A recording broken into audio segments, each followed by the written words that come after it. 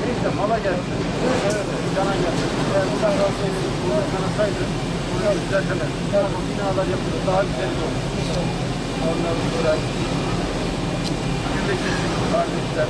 Onların başımızda. Onları yıkarsınız. Çok daha güzel bir şey yapar. Çok daha modern bir şey yapar. Önemli olan cana bir şey geldi. AVM'sini geçiyoruz. Bir yer, şehrin merkezinde. Çok önemli bir buluşma noktasıydı. Hepimiz için çok önemli bir nokta. Hatta bu kavşağın ismi de mağazanın isminden alıyor. Bu mağazamızda bir yangın başladı. Manav reyonuna bulunduğu bölgede büyük ihtimalle oradaki ya elektrik panosundan ya da klimadan ediliyor. Tabii detaylı araştırma yapılacak.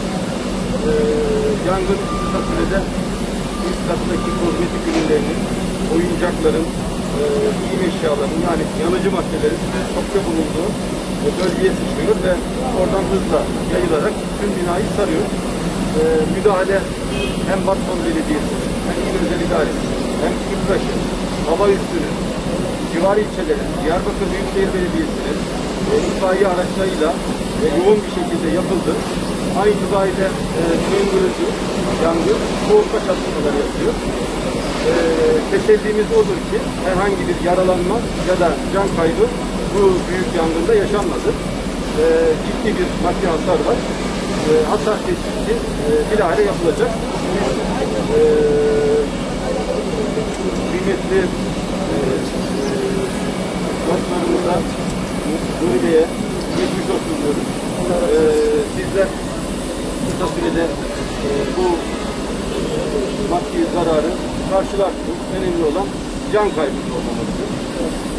Biz de itfaiye ekiplerimiz olarak daha hızlı, daha efektif, daha başarılı müdahaleleri nasıl yapabilirizin arayışı içerisinde olacağız.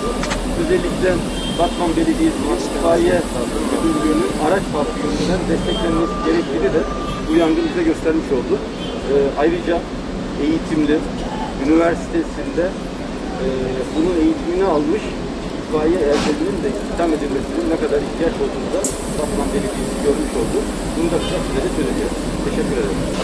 Sayın Valimiz zaten sağ olsun gerekenlerin hepsini söyledi.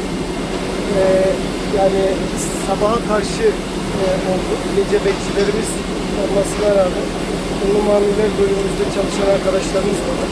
Bu kapıdan şüphelenerek bakıyorlar. Müdahale edecek vakit kalmadan çok hızlı bir şekilde tekstil katını sarıyor.